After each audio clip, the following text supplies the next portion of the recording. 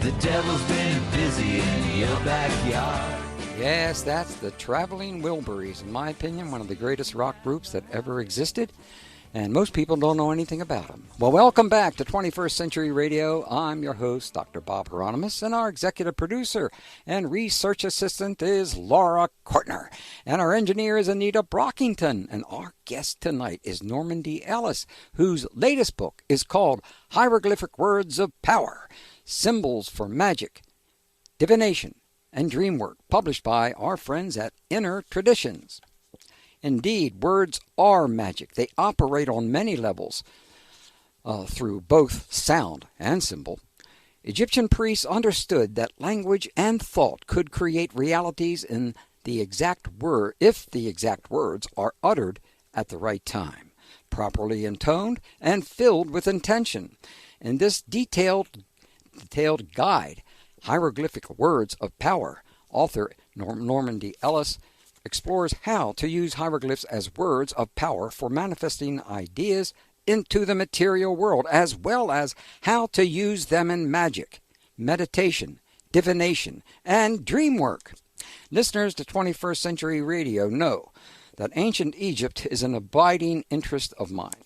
We post some of my Egyptian paintings, themed paintings on Facebook today, including images from the Egyptian meditation room housed at the Ruscombe Mansion Community Health Center in Northwest Baltimore. And this room is dedicated to Pharaoh Akhenaten and was commissioned by one of my patrons, an amateur Egyptologist and visionary named Mary Haskins Milholland. God bless you, Mary. And includes artifacts Mrs. Holland brought back from her tours throughout Egypt, including a replica of the throne chair of Tutankhamun. From 1978 to 1982, my wife and partner, Dr. Queen Zahara, and I traveled extensively through Egypt and Israel, working under the authority of President Anwar el-Sadat. We were on a mission to establish a sister city relationship between Baltimore and two Egyptian cities, Luxor and Alexandria. We photographed and filmed the temples and tombs in Cairo, Giza, Memphis, the Valley of the Kings, Luxor, and Karnak just before he was assassinated. Now, we also had the esteemed pleasure of a private meeting with President Sadat, at which time he asked me about my research on the reverse of the Great Seal of the United States. He wanted to know why there was an Egyptian pyramid on the back of the United States seal, which is depicted on the $1 bill. President Sadat leaned in and confided to me that he believed, listen to this, he believed the U.S. Great Seal prophesied how Egypt and Israel will bring peace to the Middle East with America's help. Well, that remains to be seen, but our guest tonight, Normandi Ellis, may be able to help us understand what the ancient Egyptians have to teach us today about consciousness, the meaning of life, and how to harness that power.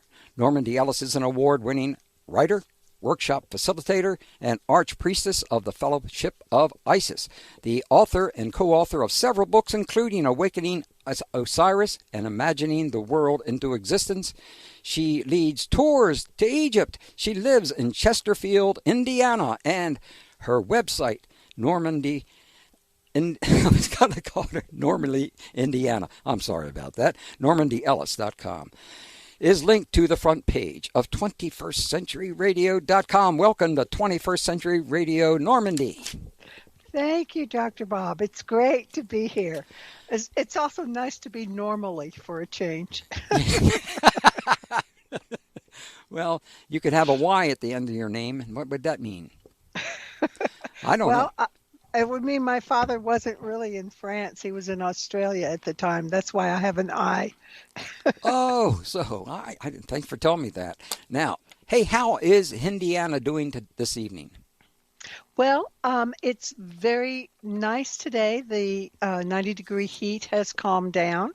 I take walks in the park. I live in a very sweet little spiritualist community. Everyone who resides on these grounds is a medium. And we have services online now that the COVID-19 has kicked in, and those services are attended by people all over the world. Sometimes 300 participants, and they all get messages from Spirit.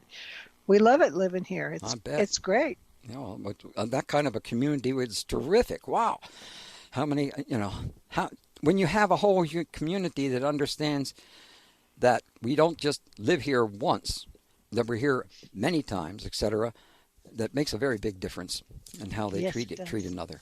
Now, do we know anything about where the hieroglyphs originated?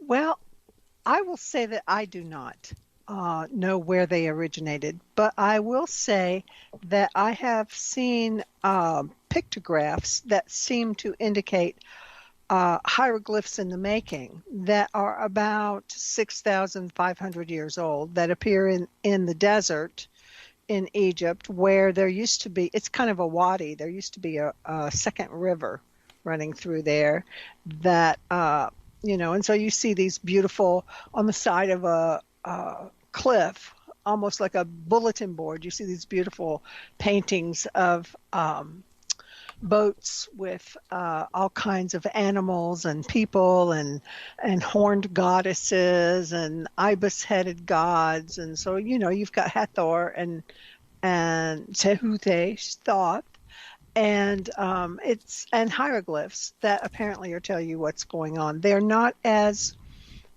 precise as those hieroglyphs that we're used to looking at for the Old Kingdom, but it's very interesting that they appear there. Now, some people will say, that the Sumerians started the first writing, the first alphabet, but I really don't think that's exactly correct, because I just think the papyrus on which the hieroglyphs were written has disintegrated, unlike clay tablets, which can be dated to an older time. Yeah, I don't know where they came from. They came from the heart. Yes, that's where I thought that was the correct answer. You have just won a free trip to Bermuda and a brand new car. How do you like that? Now, why is symbol one of the most powerful means of communication? Well, very good. I think symbol is the most powerful means of communication because it is easily understood by most people. Let's say, let's think about animals, and the qualities of animals and the various things that we think about animals.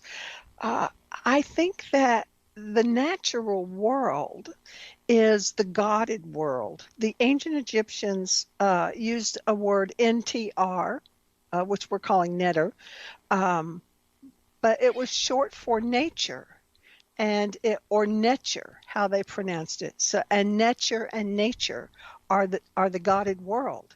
It's everything that exists that the goddess Neith, whose name is also Neith. She wears this dress that's knitted, and she reached into herself as the ocean and pulled out all these life forms. And I think that's a wonderful Egyptian creation myth of how the natural world became the godded world. And we think about natural law, and it's very easy for us to comprehend how that takes place within the natural world. Well, one of my great loves of symbols is that they have so many different, each symbol has so many different levels of meaning.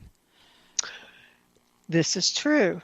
And I think, okay, let's just take an Egyptian symbol. We'll play with that for a minute, okay? Yeah, okay. All right, so there's this, it looks like a lyre.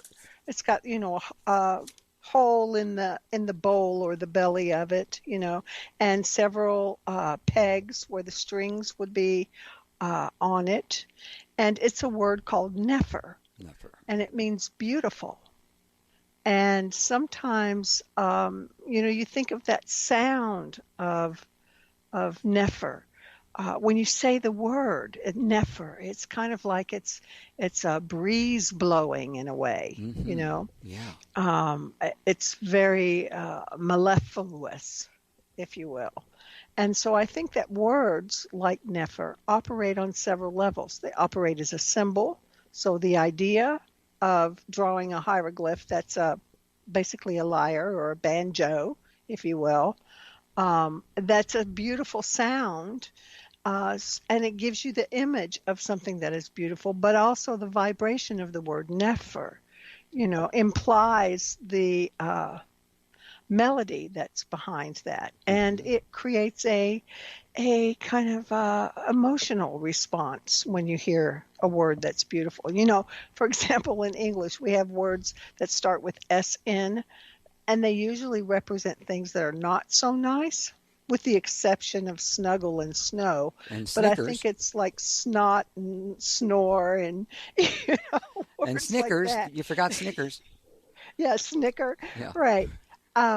They kind of they're spoken with a vibration in the front of your nose, if you will, and it kind of, it's not a pleasant sensation or sound, the sn sound, Right. So we think about those things when we're working as a poet.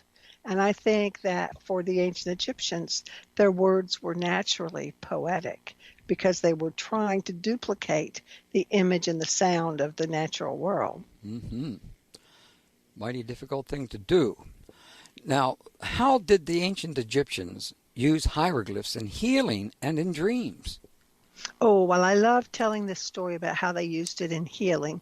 One of the things that an Egyptian priest would do, or priestess, who was a doctor, could be male or female.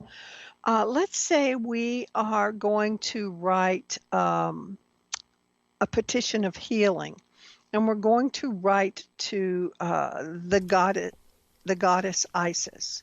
We're going to write a hymn to Isis. We're going to ask her to create in our bodies the proper medicine that we need in order to conceive a child. Okay, so we write this beautiful hymn to the goddess Isis, and then the priest will take particular herbs that are very healing herbs that are going to change sort of the chemistry of the body of the woman, right? Right. That's the medicine that he has created. He's going to take that and turn it in the juice of these herbs and everything. He's going to turn it into ink, and he is going to write this petition to the goddess on this woman's arm, right? In this juice, in this ink. And then he will ask her to read her petition to the goddess, which she does. And then she licks it off. And that's how she takes her medicine. Ah, isn't that wonderful? So it comes to that whole idea that ritual, it's not just the prayer itself that's working, but the medicine itself that's working, or the action of taking the medicine and reading the prayer, but it's all three of those things that make magic happen. Well, we have to make magic happen right now by taking a break here on 21st Century Radio with our guest Normandi Ellis. Hieroglyphic words of power, symbols for magic, divination, and dreamwork. Bear and Company. Normandi, I'll spell that for you just in case you didn't know. NormandiEllis.com. All links are on 21st Century Radio and ZaharaOnline.com. Don't forget, our archives are also posted weekly for free, of course, on iTunes and on our YouTube channel.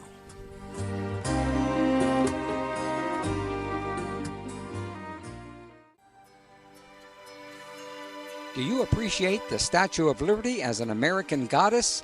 Well, we do. In our new book, Secret Life of Lady Liberty, goddess in the New World. It's been described as a long overdue feminist and multi-ethnic history of the Statue of Liberty that surprisingly draws our country's entire history through this iconic image.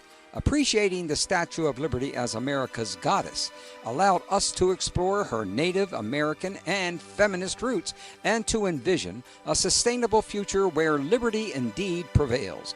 What can the Statue of Liberty teach us about women's power?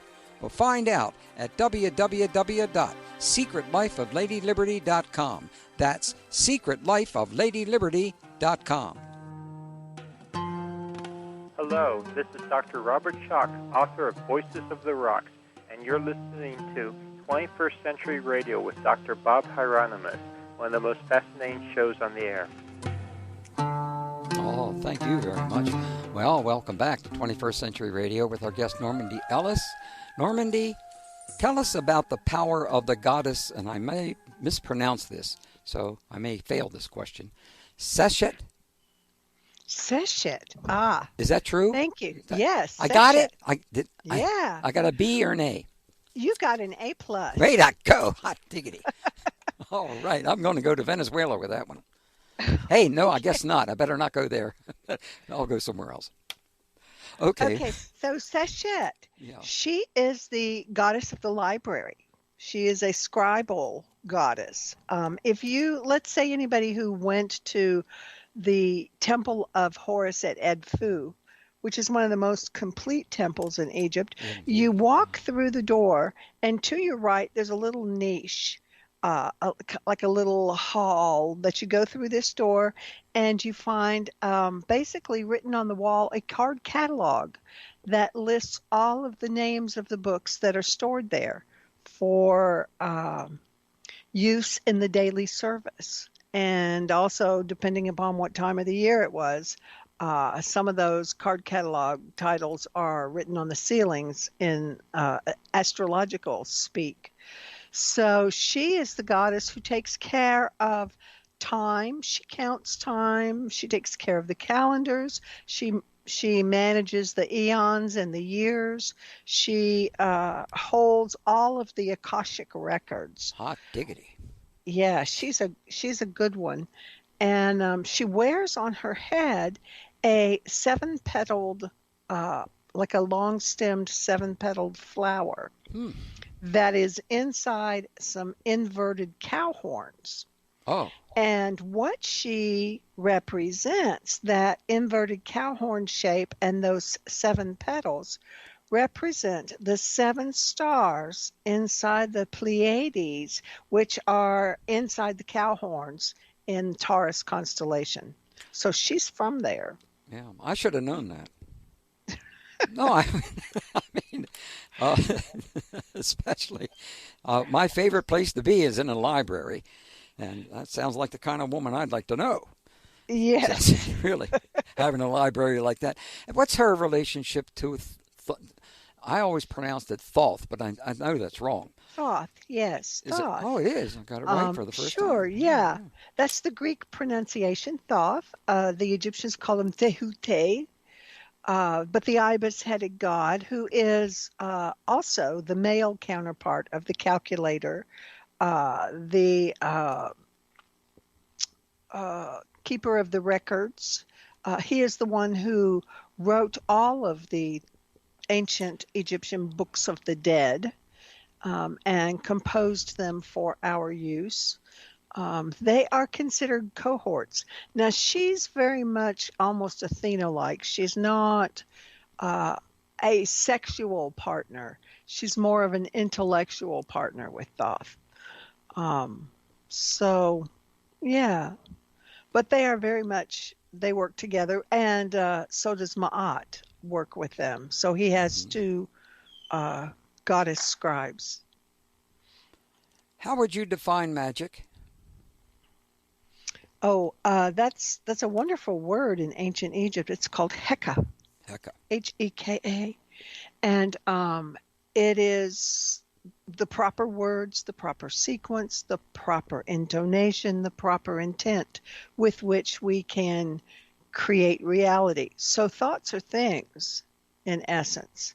And if we put behind our thoughts emotion, the emotion of moving something forward, and then the action of moving something forward. Magic, Eliphas Levi talked about it with the 4 powers of the Sphinx: to know, to will, to dare, and to keep silent. So to know is to know exactly what you want, and to know what those symbols stand for, and to know how those symbols resonate within you and what it is you're trying to create.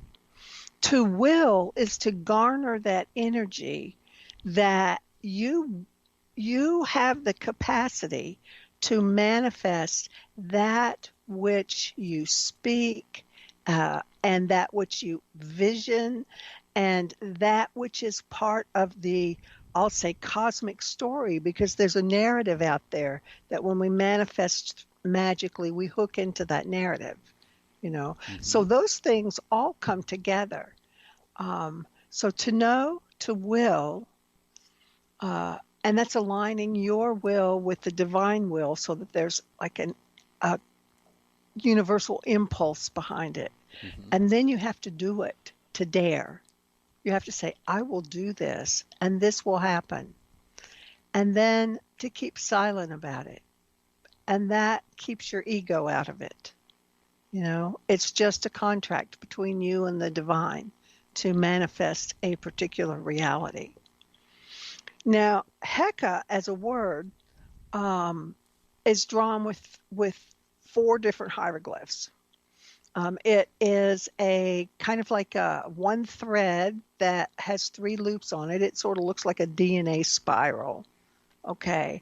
And so, but it is intended to be the wick, a candle wick. And it is, you think about yourself as being the wick, and the flame of spirit comes down upon you. So there's that energy that you're manifesting as you're making magic. There is a hieroglyph of a pair of arms that are stretched out to the side, the palms up to the heavens. And we often see people praying this way, with the chest fully expanded and the heart open, and reaching up to spirit to draw down that energy. Then the other thing we see is a rolled up scroll, which is the idea that what we are doing is a secret. It's a contract between us and the divine. And then you have 3 seeds that indicate multiples. But it's also the action of planting the idea into reality so that it will manifest. So those are the 4 symbolic parts of that particular word in the Egyptian. Heka. Heka. Right. What Heka. the hecka? I'm sorry, but that's is it Mercury retrograde now? Yeah, it sure is. No wonder. Jeez, I must have fallen asleep at the switch. I have Mercury retrograde in my chart, so I should pay a lot of attention to it. Hey, by the way, what drew you to the study of Egyptian hieroglyphs? How did that come about? Now there's a story. Are you sure we have time for this? We have plenty of time. And no, we do. And I just want to make sure that you get out this information as much as possible. Okay, so what drew me to the hieroglyphs? I met a friend who was trained by the Rosicrucians when he went to Vietnam to assist souls in transition. And so he and I had a very long conversation about what that meant. And I had been reading Dion Fortune and various other folks. And he said, I think you'd really like to read the Book of the Dead. I was like, yeah, sure. Sure. Right. I'll go get that. He said, yeah, it's in that bookstore right across the street from us. I said, all right, I'll go get it. He said, nope, we're going right now. He walks me over to the bookstore. He pulls this book of Wallace Budge, Papyrus of Ani, off the shelf. It has hieroglyphs in it, and then it has Budge's translation under it. And he said, buy this book. And I kind of looked at the translation, and I was like, I don't get this. He goes, no, buy the book. I said, okay. So I bought it.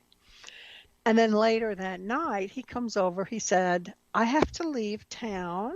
And he was a riverboat pilot.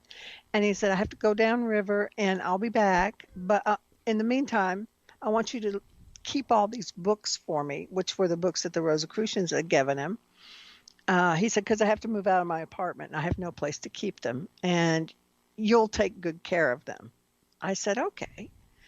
So he goes out of town and I don't hear from him for several months. Things happen and I end up moving to Colorado. And I took the books with me, and I thought, well, he knows where I live. He knows my parents. We grew up on the same street. Yeah, he's got your number. He's got my number. He'll get his books back.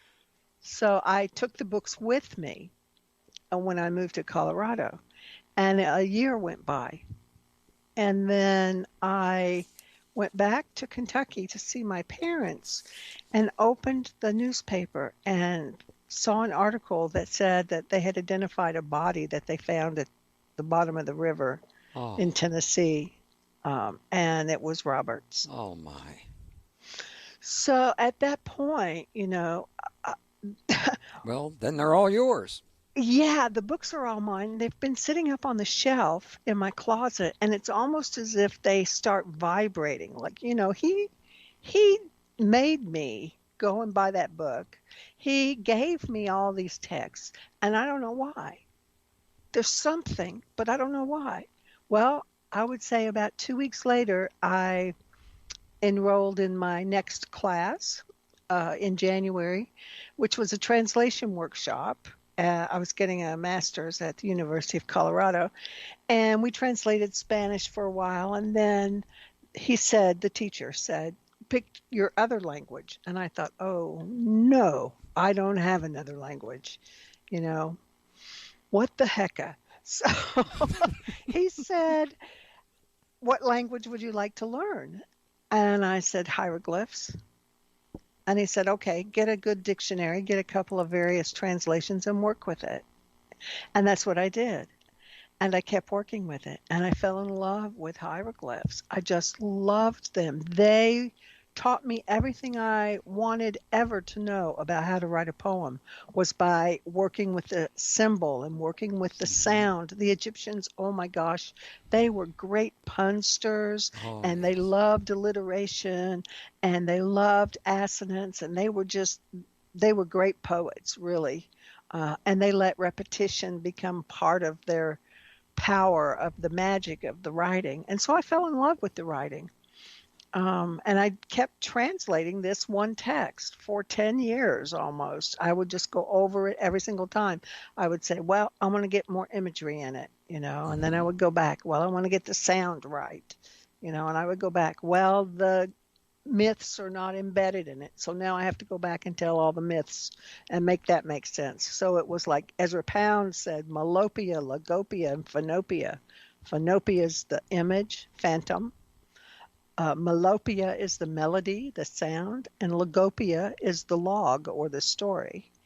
And that was my first book, Awakening Osiris, which I almost threw away. Why would you do that? Well, I was married at the time, and my husband said, you are just being obsessive. You think that you're on some mission from God, and I don't know what you're doing, but, you're ruining our relationship, and you should throw it away. Whoa, and so get rid of that guy. Yeah, what the heck? Excuse me, I'm sorry. I shouldn't have said that. Exactly. But I'm on your side. Come on, heck with that, So I got in the car that night, and I was driving with all my copybooks and everything that I had worked with for 10 years, and I was going to throw it away. And I'm driving up the hill toward the dumpsters, and I look in my rearview mirror, and I see my friend Robert in the back seat of my car. Oh, He's sitting, his spirit is sitting there, I he, know it's yeah. him. He's bald as an Egyptian priest, but I can see there's like this little red stubble around his cheek. I know it's him. Mm. And I thought, oh, that's just my imagination because I'm overcharged, right? So I just keep driving. And I swear to you, Bob, he reached and put his hand on my shoulder, and it was like I had stuck my finger in an electric outlet, Mm. like and I can hear myself screaming, going, whoa, whoa, whoa. It was very strange. Finally, I stopped the car, and I look in the rearview mirror, and he's still there. Wow. And I said, Robert, don't you ever do that again. You scared the heck out of me. So, and then he's gone. So I get out of my car, I take all of the stuff in my back seat that I was going to throw away, and I lift up the spare tire in the trunk of my car, and I hide it in there Oh. so that my husband will think I had thrown it away. And then I continued to work on it for a couple of more months until a friend said, that manuscript you worked on when we were in translation workshop, he was a new publisher, David Fiedler, said you wouldn't happen to have a copy of it, would you? So that's how Awakening Osiris came into being. And with that, we got to take our break here on 21st Century Radio. Boy, I love to hear stories like that. Time out here on the playing field here with our guest, Normandi Ellis. Hieroglyphic words of power, symbols for magic, divination, and dreamwork. Bear and Company. They'll see you in a couple of minutes.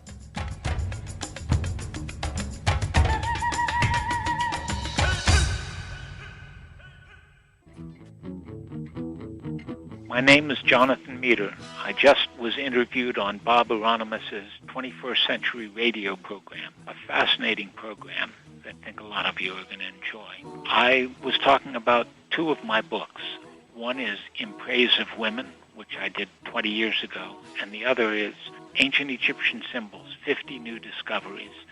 My wife and I discovered the meaning of a lot of the most important symbols, and leading Egyptologists agree that we're right. You can learn more about our books and about my artwork at jmeter.com, jmeter.com. jmeter.com. Please check him out. We've had such a good time with him, and he'll be back with us sometime in a couple hundred years. We've been on radio for about 1,622 years. It seems that way anyway. But right now, it seems like we need more time here with our guest, Normandi Ellis. Hieroglyphic words of power, symbols for magic, divination, and dreamwork, Bear and Company. Do you think I like this book? Yes, I do. I love this book. That's the reason why I'm mentioning the title, because you folks out there are supposed to buy this book, and you should. And I'll give you a deal. Here's the deal. If you buy a copy of this book, all you have to do is prove that you bought it, and then we will send you any book that we've ever written or any book we have. We have books that go back from guests 30-some years. And so you take your choice, and you can take anything you want. Because you need this. You really do. Isn't that true? It's true. Yes, it is, indeed. Now, being a Virgo, I'm still struggling. You know how they are. I love a Virgo. A Virgo's very good at getting things done. We do work hard, that's for sure. And so do Capricorns, too. Yeah. I love a Capricorn, too. Hey, when were you born? What's your birth sign? Actually, I'm a Capricorn rising. Well, I'm a Libra sun and an Aries moon. So I'm very cardinal. Yes, and your moon is in Aries. My moon's in Aries. Really? There you go. Indeed. Well, there's some karma going on here, but we don't know what it is yet. But we're going to dig it out. Now, here's question number 7. You ready? Uh-huh. Okay. Without going to ancient Egypt, is there relevance to understanding the hieroglyphic symbols? Yes. Oh, I'm supposed to elaborate, right? Yes, of course. It's rules and regulations of the penal code. Yeah, Okay. I think it's important to learn about the hieroglyphs because I believe it's a way for us to understand our dreams. And the Egyptians used their hieroglyphs a lot to understand their dreams. Now, dreams are basically, in my opinion, okay, they're the modus operandi for the development of consciousness. The more you work with your dreams, the more you begin to understand how symbols work in your life and how this reality in which you're walking around and going from room to room and forgetting why you went into that room for whatever it was you went in for, you can actually gain in consciousness and begin to use symbols to help you understand what it is Spirit is trying to impress upon you during a day. Now, I'll say that Egyptians used hieroglyphs as dream context. There was a very complicated Egyptian man who was a priest. I cannot pronounce his name because it's about like 18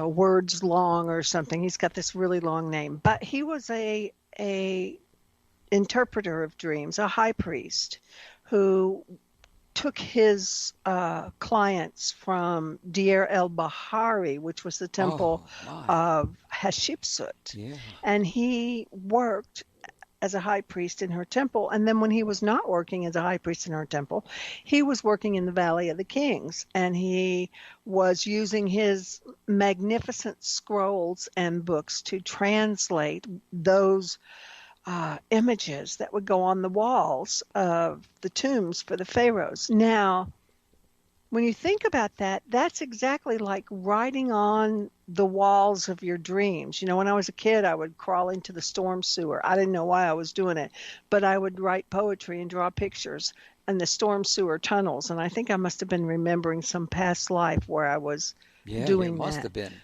But I do believe that that's what we do when we dream. We're writing on the walls of our own psyche. You know, we're in this tunnel and sleep. And if we wake up and we don't remember it, then we have lost some of the most important teachings that are ever being offered to us by Spirit. So the Egyptian priest, Kirk Hoshep something, I forget his name. Yeah, we knew him well. Yeah, we know him real well.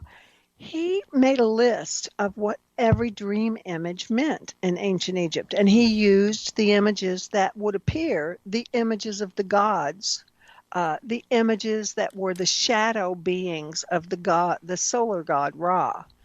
His shadows would appear on the walls, and so he would use these hieroglyphs and say, "Oh, well, this means this, and this means that," you know. And here's the thing, you know. People who have never been to Egypt will still dream Egyptian symbols, and they don't know why they're dreaming Egyptian symbols, even though they've never been to Egypt. And I think it's because we're tapping into an astral realm and into a psychic realm where everything is available, not just our own personal experience. So I did this dream workshop one time where I was working as a dream leader, not as an Egyptologist. And so this woman is telling her dream, and she said, "Yeah, I had this dream last night, and I dreamed that this hawk came, and it dug its talons into my arm, and it hung on, and it wouldn't let go, and it really freaked me out. And I just kept looking at it, and it's like this hawk was crying." And she said, the more I looked at it, the more it looked like an old man. It had the face of an old man, and it was crying and just looking at me. And I said, "Oh, well, you know, in ancient Egypt, the human-headed hawk is the Ba. It's the image of the soul. And everyone's Ba is movable. We send our Ba out when we're sleeping. Our Ba will go and find pieces of dream life and bring it back, lost parts of our souls. So this Ba was sitting on her arm, but it was an old man." And I said, "Did it remind you of anyone?" And she said, "Well, yes, it reminded me of my father." Oh. Now, a father Ba would have been, my first thought was, oh, it's his soul. Is he in spirit? You know, has your father come to talk to you in spirit? Is this your father's spirit? She said, no, he's still alive. And then she said, but he has Alzheimer's and he doesn't remember me. Oh, my. Yeah. That happens so I often. thought, Oh. yeah. Hmm. So, or maybe this person might have had an incarnation in Egypt before. Yes. Because Yes. that's quite possible. I think that there's many people, not many, more than many, hundreds of thousands of Americans, I believe, had spent a little bit of time in Egypt in one time or another. I'm biased when it comes to that. So I think so too. There are so many. Egypt is surrounded by sand, which is a crystalline structure, and we use crystals to hold memory. I mean, we've put yes. it up in satellites so that we can take pictures of things and send them back. And so I think all our memories are captured there inside this sands of Egypt. Mm-hmm. But do you remember your very first time you went to Egypt? Oh my gosh, yes. Was it any different than you really thought it was going to be? It it was more different than I thought it was going to be. I mean, I was supposed to meet a friend there, and she was coming from Afghanistan and had been in a bus accident, nearly died, and was in a coma in Switzerland. So I end up going to Egypt by myself. I know no one. She had all the tickets, everything. I was like, oh my God, I'm supposed to be here, but I don't know why. I was so afraid. And it was just like, that was exactly what I needed to do, was to go to Egypt by myself. Total trust, And I got off that plane and I started crying and I kissed the ground. I had spent 10 years translating hieroglyphs and I loved Egypt. I had never been there before. And it was like going home. Oh. And the entire trip was like going home. Well, it is home. Mm-hmm. It's a home. It's probably a home to hundreds of millions of people because of the quality of consciousness there and what they were about. You know a heck of a lot more about this area than I do from that standpoint, because you actually take people to Egypt, right? Yes, I do. When they let me. Well, who's going to stop you? I mean, well, apparently, a lot of countries are saying you can't. oh, You're from the United States. You can't well, come. yes, I'm sorry. I forgot. I went into another incarnation, totally forgetting what's going on today, which I really did like to forget about. Anyway, from that standpoint. Now, yes, I have another trip planned. So, yeah, there's always another trip planned. Okay. Now, what is the connection between natural law and the precepts of ancient Egyptian mysticism? Okay, so I'll just go back to the essential thing that I said at the beginning of our time together, which is that thoughts are things. Okay, Yeah. The natural law is that all is mind. Yeah. Okay, all is mind, and and I'll quote Minnie Pearl, who said, "It's all mind over matter. If you don't mind, it don't matter." Good going. My Southern's coming in.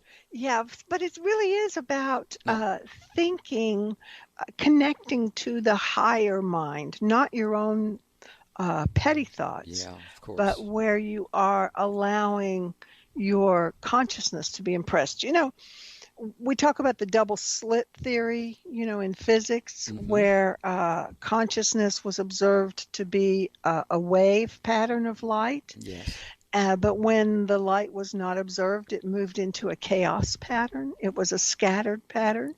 And then once the observer came back and looked at it, it moved back into a wave pattern. Yeah. So we are affecting our reality more so than most people are aware of. And the Egyptians realized that. They had several different creation myths of how the world came into being. One of them is very similar to the Jewish story in which God speaks over the water, and the words, in the beginning was the Word, and the Word was with God, and the Word was God. And that's consciousness. That is the mind creating the reality. And so in the ancient Egyptian, there's a god named Ptah who speaks over the water. The word for W-O-R-D, or your name, the word for word, is written R-N. And the R is a mouth, and the N is a ripple of water. So this is the whole story of how Ptah, his heart and his tongue, create reality.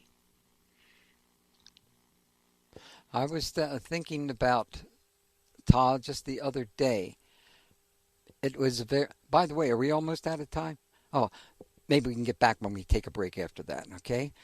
Our guest, of course, is Normandi Ellis, Hieroglyphic Words of Power, Symbols for Magic, Divination, and Dreamwork, Bear and Company.